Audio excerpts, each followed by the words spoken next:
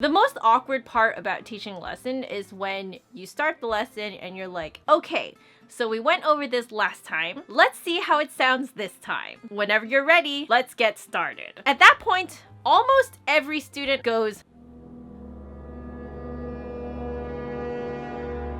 or they start telling me about how they're still working on it, so it's not at 100% yet. They don't think that they can really play it for me perfectly this time. Oh, I didn't practice as much as I wanted to, and oh, I've been having a lot of really frustrating practice sessions where nothing's working and I haven't gotten it to work yet this week. Here's the thing. Every time I hear that, to be really frank, I don't actually care. I don't care that it's not perfect. I actually want to hear it in its imperfect state so that I know what's happening, right? Because if I don't hear your mistakes, I'm not going to be able to, one, point them out, and two, what's there to teach if there's no mistakes to correct? I've been giving a lot of thought to this as to how to deal with this. For a very, very long time, for years, what I will tell people is, okay, I understand that this is a work in progress. I'm not expecting perfection, but I do need to check in and hear how it's sounding. For the most part, that seemed to work fairly fine, just having that really open communication with my students and telling them hey,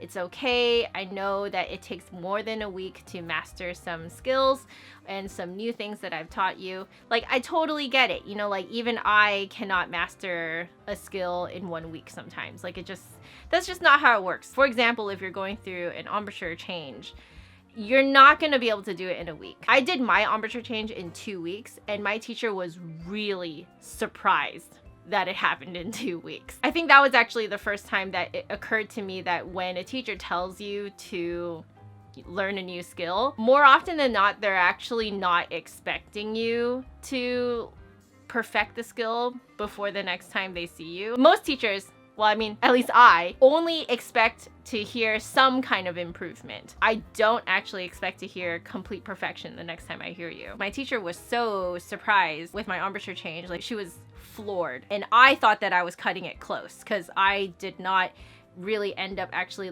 making the true change until a day before I went back to the lesson. So going to that lesson was actually really nerve-wracking for me because I didn't know if I could completely pull off the new embouchure. It's so difficult to get students to just let their guard down and let me see their faults. I've had to do a lot of discussion and a lot of talking to figure out how to get them to just play for me. And I was thinking to myself, why? That's the point of a lesson. The point of a lesson is to go to the lesson, show the teacher what you've been doing so far, get the feedback, get the advice, get the tips and tricks, and get the practice methods so you know what to work on for the next week. It sounds hypocritical of me because I was also that student that was terrified of not being able to play perfectly the way that my teacher taught me to do the week before. I'm gonna be really honest with you guys. I've been feeling a little bit two-faced about it because I'm basically demanding my students to do something that I can't do. I have crazy anxiety playing for, when I was playing for my own teachers at my lessons. It doesn't even matter how nice they were. I was thinking to myself, I need to get away from this. I need to get away from this idea of presenting a finished product. I decided to just say that part out loud. So I told my students, hey, I understand the anxiety. I had this anxiety too. But just so you know, I know that what you're gonna play for me right now is not the finished product, and I don't expect it to be. Now, I would say that for most students, they were comforted by this when I said this, and so more of my students were just willing to play with their imperfections. They didn't just put down the flute right when they made a mistake. They would just keep going, and they knew that I would have caught that mistake, and they were fine with it because they knew that I was okay with it being a work in progress. And then I started noticing another problem, which was that I never really knew how they were working on something. But I thought it wouldn't make sense to make them practice during the lesson, right?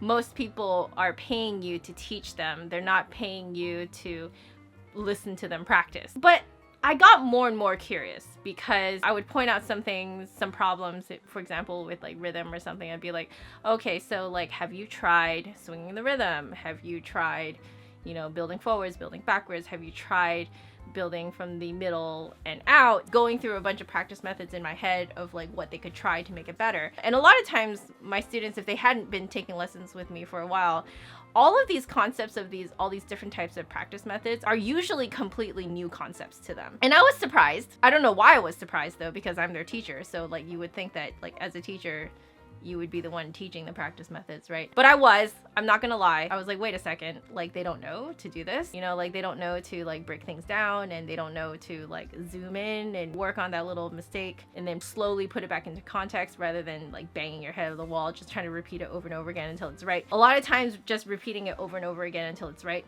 doesn't work. You need to do something that breaks down the problem first before you can sort of build up the whole phrase again. In the last couple of weeks, I got the idea that, you know what? If I am telling them that when they play something for me, that it's a work in progress, why don't I just hear it as a work in progress? And when you hear something that is literally a work in progress, what you're actually listening to then is them practicing it. I straight up told my students, no judgment on my side. I don't care what you do. I want to just kind of be like a gnat on the wall. A gnat? A fly. Okay, I want to be a fly on the wall. And I just want to observe how you practice. What I found was that by doing that, you hear not only the finished product, you actually hear them problem solve. I realized that prior to these last 2 weeks, I have never actively listened to my students problem solve. Now, as a teacher, it's really hard to keep your mouth shut. When you hear them make a mistake, you're very tempted to be like, oh, it's an E flat, not an E natural. Use this fingering instead, blah, blah, blah. Like you're really tempted to just kind of butt in. Let me tell you guys, if you're a teacher, you should really try setting a timer, not for them, but for yourself, of 5 minutes where I am not allowed to talk. There are things about their playing that I will notice through them practicing that I will never notice if they just presented a finished product to me. I have one student who had a very interesting issue. She'll put up her flute, take a breath, do the long tones, then take another breath, and then do the long tones. It was the second time that she did the long tones after putting the flute back up that would be perfect. And you know what's really interesting was that she put her flute down a lot. Consistently, it was always the second one, the second set of long tones after she brings the flute back up to her mouth is always the best one. Think about it. That is not something you would be able to hear if you didn't shut up for 5 minutes. Seriously, I would have never noticed it. Would never have been able to point that out to her. If I had told her to just do long tones straight, like just show me your long tones, she would have just gone through pair by pair chromatically down, and there would never be like a second time of doing the same 2 long tones. That allowed me to tell her like, hey, your second pair of long tones is always the best one. So maybe during your practice sessions, what you should do is actually observe what you're doing differently during the second pair, and then learn to start it that way, and also learn to sustain all of your long tones ever after throughout the rest of the time that you have your flute up to be that nice. I also have some students who like to kind of take what I've taught them and then put a slightly different spin on it, and I get to hear it when I ask them to practice. It gives me an opportunity to know like how fast they want to progress, how they naturally want to approach the thing that I'm teaching them. One of the most humbling things to learn as a teacher is that your way is not the highway, and it will never be. Your way is just one of the ways to do things. You have to be open to hearing how your students approach the same thing, because if they approach it in a slightly different variation, but it works for them, then you should probably go for it. For those of you who are teaching, I do think it's actually worth sitting there listening to them legitimately practicing. It reveals so much of what they're thinking, how they problem solve. You can actually improve their problem solving skills too. You can catch a lot of things when you just listen to them practice that you normally would never hear. Once you get to the point where the student is good enough at the thing that they're practicing, I think at that point is when you tell them, okay, in the next few lessons, I feel like you can do this performance mode now. Get ready for the next few lessons that I'll be sitting here listening to you perform this. So that way your student isn't necessarily on performance mode during literally every lesson, because the anxiety gets pretty high. I know, because I did that to myself, basically. I'm sure that my teachers didn't expect me to have to perform for them every lesson, but I feel like that's an assumption that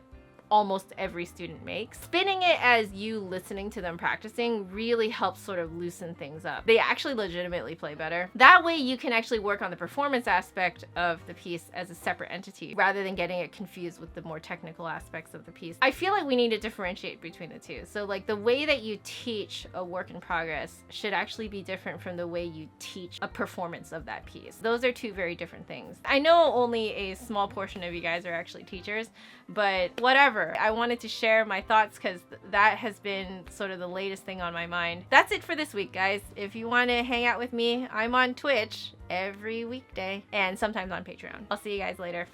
Bye.